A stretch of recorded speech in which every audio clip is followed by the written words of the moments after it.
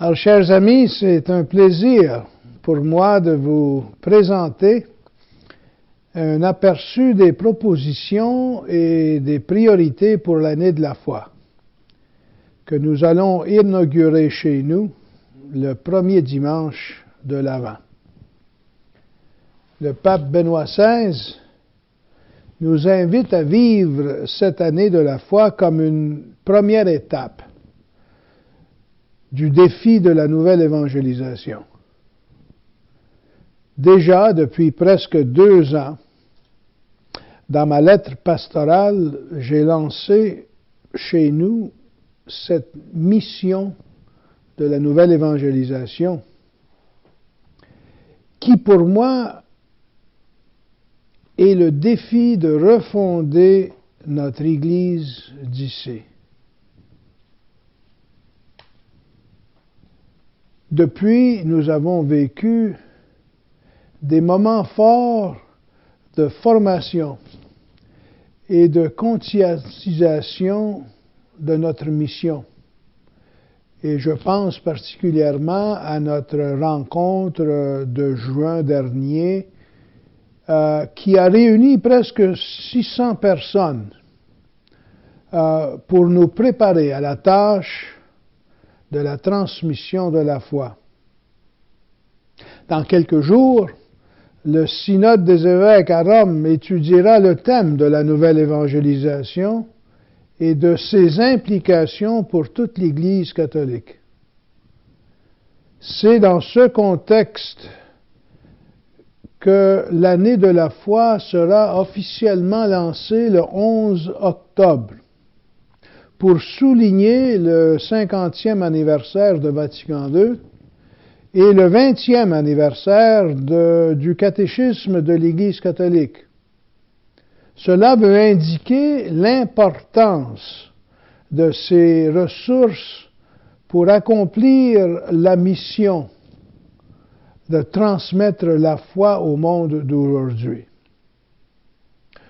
Pour nous, ici, en Nouvelle-Écosse, dans l'archidiocèse d'Halifax-Yarmouth, l'objectif de l'année de la foi dans l'archidiocèse est d'encourager et de promouvoir un processus qui engagera tous nos fidèles à devenir des disciples, à rencontrer le Christ personnellement et d'approfondir cette relation avec Jésus dans la prière, dans la parole de Dieu et dans l'Eucharistie.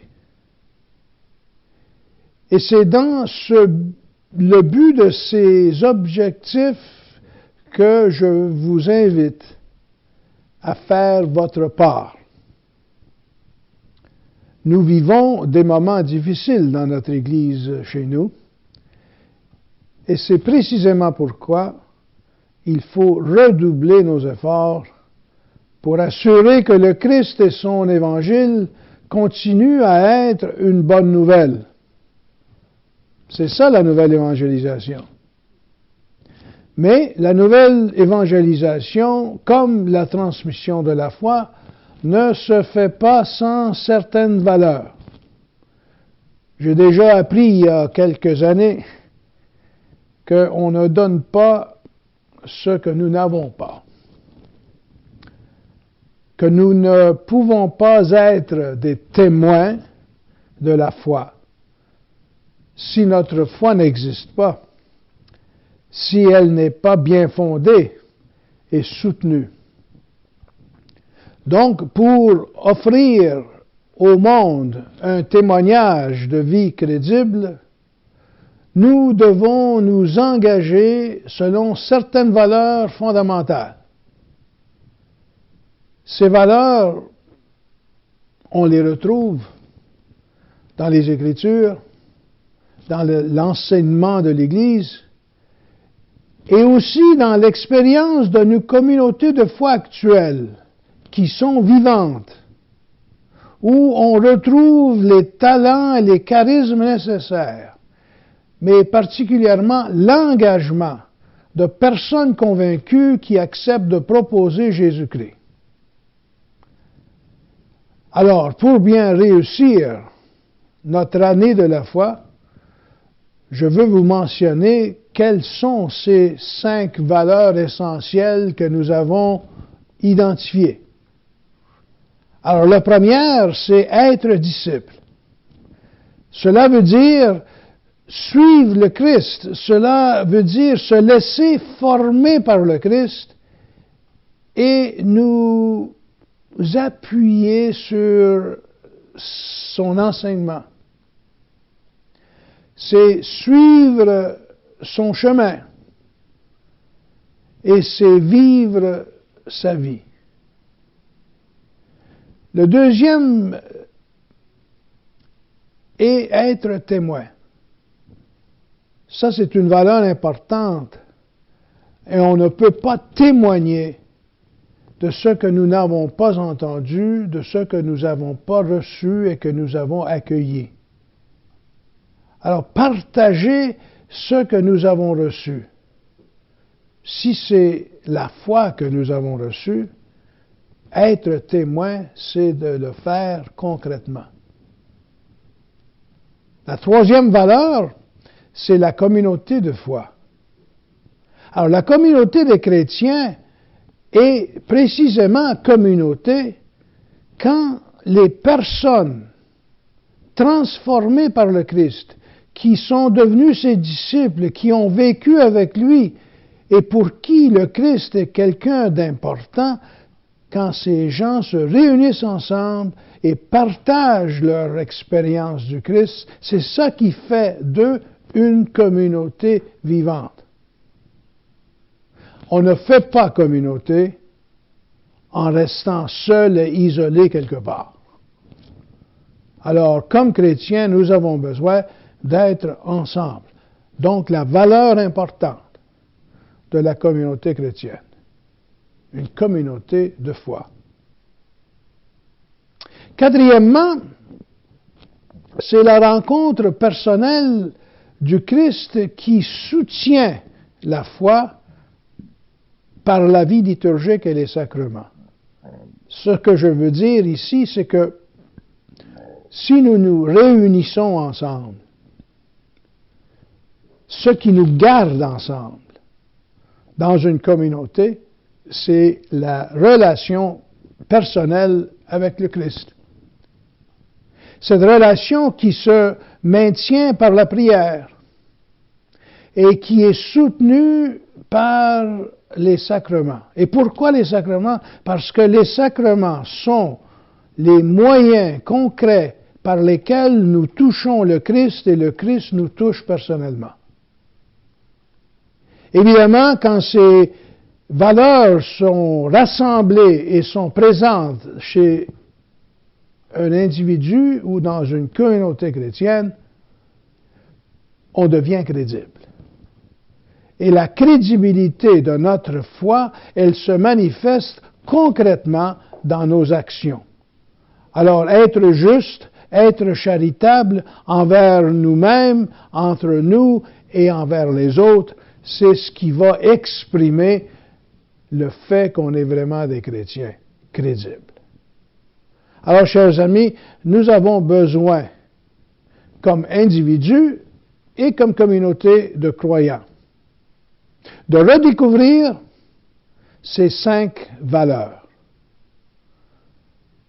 Aujourd'hui, on ne peut plus prendre pour acquis quoi que ce soit.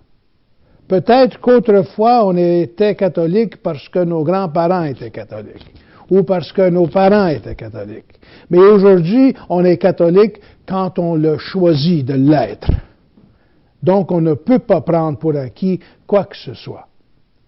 Et aujourd'hui, dans le défi de la nouvelle évangélisation, nous avons besoin de comprendre et d'approfondir le sens, la réalité et l'expérience de ces pierres fondamentales de la nouvelle évangélisation. Mais on peut parler de la nouvelle évangélisation et parler du défi de la transmission de la foi, et c'est beau. Mais ça veut dire quoi? concrètement, pratiquement. Alors, je vous partage pour moi qu'est-ce que c'est en pratique. Pour moi, c'est une vision et c'est une mission. Et le défi de la nouvelle évangélisation, comme celui de la refondation de notre Église locale, cela se traduit pratiquement dans 3 grandes priorités pastorales que nous inaugurons dans les prochains mois. Ces 3 priorités, je ne les ai pas inventées. Ces priorités ont été identifiées après plusieurs consultations avec beaucoup de personnes, après avoir parlé et rencontré les vicaires épiscopaux. Mais ça vient aussi à la suite du fait que je suis avec vous et parmi vous depuis 5 ans. Et donc, il y a aussi mes propres observations qui sont derrière ces 3 grandes priorités. Et avec ces grandes priorités, c'est particulièrement ces 3 champs d'action pastorale, il y a aussi des possibilités de différentes actions pastorales qui sont proposées au niveau de la paroisse, au niveau des régions et pour le diocèse entier. Cela sera présenté dans un plan d'action qui sera disponible pour votre étude et pour votre consultation. Suffit pour le moment que je vous présente les grandes lignes de ce plan. Alors, dans un environnement et un contexte de prière, parce que sans prière, il n'y a rien qui va se réaliser, dans ce contexte de prière, je vous propose, premièrement, la nouvelle évangélisation des adultes et leur formation à la foi. Pourquoi cette priorité auprès des adultes? Bien, les statistiques nous disent que presque 80% des catholiques de l'Amérique du Nord ont cessé de pratiquer leur foi. Alors, on peut se poser la question, pourquoi? Et il y a sûrement bien des raisons qui l'expliquent. Mais moi, je voudrais bien vous dire qu'à mon avis, une des premières raisons, c'est parce qu'ils n'ont jamais grandi dans la foi. Ils sont restés au niveau d'une foi d'enfant. Et donc, la première priorité aujourd'hui, c'est de proposer à des adultes ce qu'ils n'ont pas vécu jusqu'à date. C'est-à-dire, il faut proposer une rencontre du Christ, une rencontre personnelle, pour qu'ils puissent approfondir ce que ça veut dire être un vrai disciple et être adulte et mature dans la foi. C'est pourquoi aujourd'hui nous avons besoin d'aller auprès de nos adultes. Autrefois, quand on parlait d'aller en mission, on pensait que la mission c'était quelque part en Afrique ou en Asie. Bien, maintenant, la terre de mission, c'est chez nous. Maintenant, être missionnaire, ça veut dire essayer de convertir nos propres parents, nos frères, nos sœurs, nos enfants. On n'a pas besoin d'aller loin pour aller en mission. C'est ici et c'est chez nous. Donc l'importance de cette première priorité qui s'adresse aux adultes. La deuxième priorité et défi, c'est ce que j'appelle le ministère de la catéchèse. Et je dis bien ministère parce que je veux vous dire concrètement que la catéchèse, c'est pas une job. C'est pas quelque chose qu'on donne à un individu et qu'on donne peut-être la responsabilité à une bonne dame qui est bénévole et qui veut faire ce qu'elle peut faire pour transmettre la foi aux enfants. Je dis bien ministère parce que ça doit être un service de la communauté dans son ensemble. C'est toute la communauté qui doit être responsable de la transmission qui est le fondement de leur propre communauté, qui est la foi en Jésus-Christ. Alors, ce service n'est pas simplement un travail d'apprendre quelques leçons. Ce service, c'est de transmettre à nos enfants ce que nous, les adultes, nous avons reçu. Et donc, c'est toute la communauté qui doit s'engager. Je vous avoue qu'on est loin de réaliser cette chose. Mais il faut bien commencer quelque part. Et commençons par notre propre approfondissement de ce défi qui est le ministère de la catéchèse. Donc, nous sommes devant une opportunité et un défi important pour l'avenir de notre Église.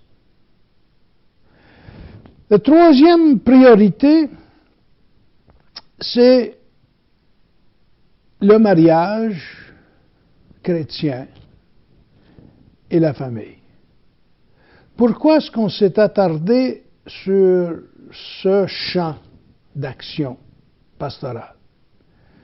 Bien, je pense que vous pouvez comprendre, parce que vous en êtes conscient autant que moi, que la famille, en ce moment, et le mariage passent à travers des moments très, très difficiles. Où j'étais avant de venir chez vous, on disait que 60% des couples étaient liés ensemble sans bénéfice de mariage. D'autres statistiques nous disent que parfois 2 sur 3 mariages ne réussissent pas. Eh bien, pourquoi? Et quand je pense à la confusion qui existe en ce moment autour du sens même du mariage, quand on ne peut plus prendre pour acquis que le mariage, c'est entre un homme et une femme, ça nous dit qu'on est dans la grande confusion pour cette question essentielle, non seulement pour les individus, non seulement pour les enfants, mais pour la société dans son ensemble et pour l'Église en particulier.